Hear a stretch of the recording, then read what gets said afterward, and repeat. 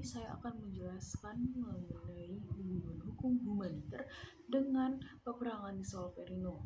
Nah, peperangan Solferino pada tanggal 24 Juni 1859 adalah salah satu contoh dari situasi peperangan yang mengerikan dan kejam yang sering terjadi dalam konflik bersenjata. Konflik ini melibatkan pasukan Prancis dan Sardinia melawan pasukan Austria di Lombardia. Pertempuran itu berlangsung lebih dari 15 jam dengan lebih dari 300.000 serdadu yang berhadapan di garis peperangan 24 km.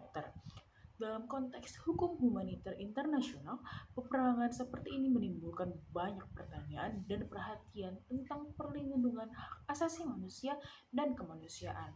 Pasal 3 Konvensi Jenewa tahun 1949 yang mengatur perlindungan korban konflik bersenjata tak berperang menjadi relevan di sini.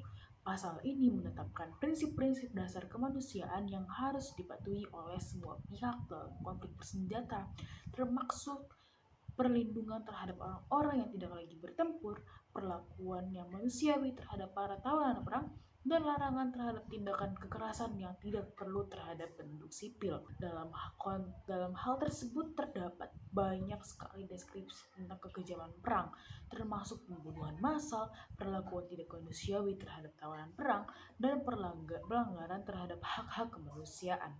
Dalam konteks konflik Solferino, berbagai kebrutalan dan kekejaman terjadi, seperti tentara Austria dan tentara sekutu masing-masing menginjak-injak lawannya, membunuh, memukul musuhnya dengan pangkal senapan, dan saling meretas perut lawannya dengan pedang dan bayonet terhunus. Bahkan yang luka sekalipun berperang hingga napas penghabisan. Jika mereka tidak bersenjata lagi, maka yang mereka lakukan adalah saling mencekik dan menggigit kerongkongan, serta penginjakan terhadap serdadu yang luka dan mati oleh kuda-kuda tentara, pembunuhan massal, dan perlakuan tidak manusiawi terhadap tawanan perang. Semuanya ini yang terdapat dalam Perang Solferino melanggar prinsip-prinsip kemanusiaan yang diatur dalam hukum humaniter internasional. Peperangan ini menyebabkan banyak serdadu yang gugur, ribuan hilangan dengan luka-luka hebat akibat peluru dan granat.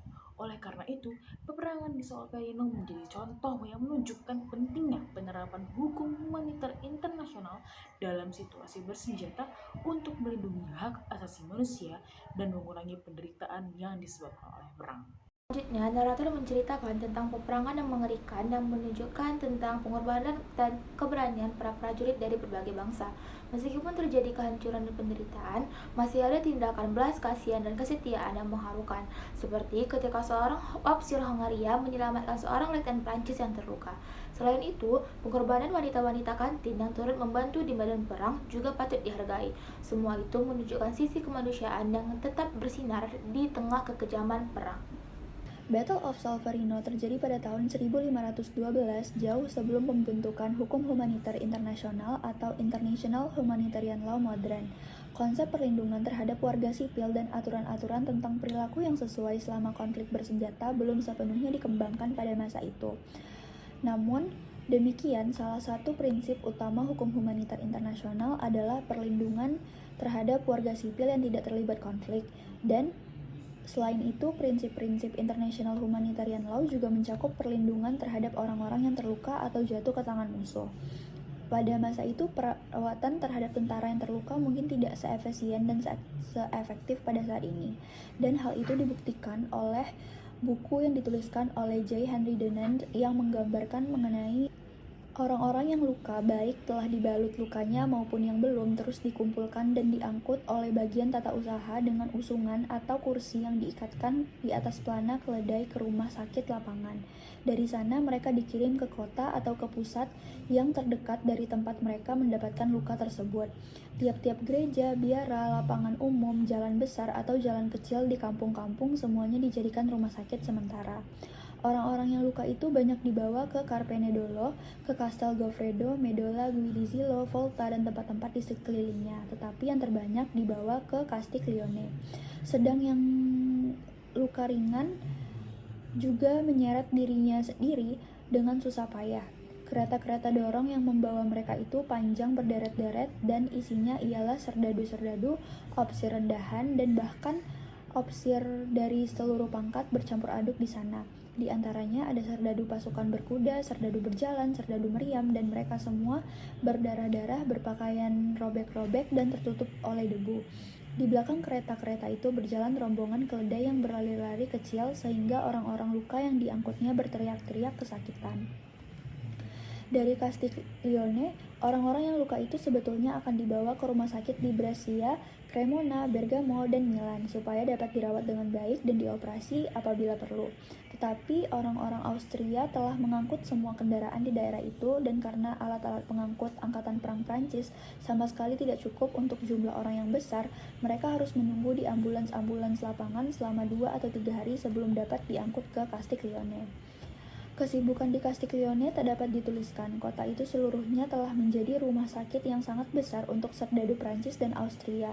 Pada hari Jumat, didirikan markas-markas besar rumah sakit dan kereta-kereta penuh dengan kain pembalut, obat-obatan, dan alat-alat lain yang telah dibongkar.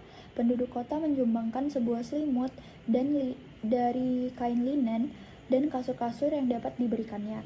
Rumah sakit Castiglione, gereja Biara San Luigi, dan tempat-tempat barak, gereja Kapucin, tangsi-tangsi polisi, gereja-gereja San Maggiore, San Giuseppe, dan Santa Rosalia semua penuh dengan orang-orang yang luka bertumpuk-tumpuk dan berbaring di atas rumput yang kering. Selanjutnya, setelah peristiwa ini terjadi, jalan-jalan yang berada di sekitar Castiglione menjadi lebih sunyi.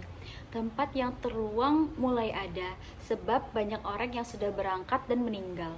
Dan meskipun rombongan luka-luka tetap datang, lambat laun semua sudah diatur dan jawatan-jawatan mulailah menjalankan kewajibannya dengan lancar. Alangan yang menahan-nahan pekerjaan tidak disebabkan karena organisasi jelek nahan-nahan pekerjaan, tidak disebabkan karena organisasi atau karena jawatan tata usaha yang kurang cukup, tetapi dari sebab jumlah orang-orang luka yang tak terkira banyaknya serta tidak terduga dari jumlah dokter, perawat, dan pembantu-pembantu sedikit sekali dibandingkan dengan mereka. Iring-iringan dari Castiglione ke Brescia sekarang berjalan dengan lebih lancar. Sayang iring-iringan itu terdiri dari kereta-kereta ambulans dan pedati-pedati berat ditarik sapi yang sangat lambat jalannya di bawah matahari yang panas terik. Di tengah-tengah debu yang sangat tebal sampai menutup pergelangan kaki orang-orang yang berjalan. Meskipun kendaraan-kendaraan ini ditutupi dengan dahan-dahan, panas udara masih sangat terasa, sedang orang-orang luka di dalamnya bertumpuk-tumpuk. Dapat dibayangkan dengan mudah penderitaan mereka dalam menjalankan kehidupan yang cukup lama itu. Pada bagian ini, hukum humaniternya adalah membangkitkan kesadaran internasional tentang perlunya melindungi para korban perang.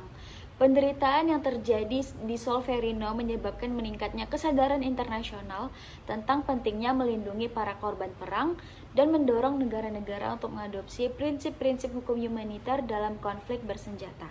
Selanjutnya, narator menjelaskan bagaimana perbedaan perlakuan antara masyarakat Prancis dengan masyarakat Austria, di mana masyarakat Prancis diperlakukan dengan ramah dan bahagia, namun masyarakat Austria tidak diperlakukan dengan sama. Narator juga menceritakan beberapa pengalamannya di rumah sakit dan biara, di mana ia juga bertemu dengan para pasien dan perawat yang peduli. Ada juga cerita tentang serdadu yang hampir mati karena penyakit tetanus, namun dirawat oleh wanita bangsawan dengan kasih sayang. Narator juga menunjukkan perjuangannya untuk memberikan bantuan kepada para korban perang di Solferino, dengan menyebutkan upaya besar masyarakat di Milan untuk merawat dan menghibur para serdadu yang terluka, di mana wanita-wanita bangsawan dan keluarga di Milan memberikan perawatan dan hiburan yang sukarela, dengan mengorbankan waktu dan kesenangan mereka untuk membantu sesama manusia. Kisah-kisah tersebut menekankan pentingnya empati dan solidaritas terhadap korban-korban perang.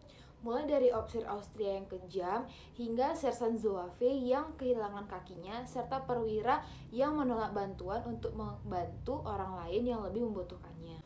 Wanita bangsawan yang membuka rumahnya sebagai rumah sakit dan memberikan bantuan finansial kepada mereka yang terluka atau keluarganya menunjukkan pentingnya memberikan dukungan fisik dan emosional kepada korban perang.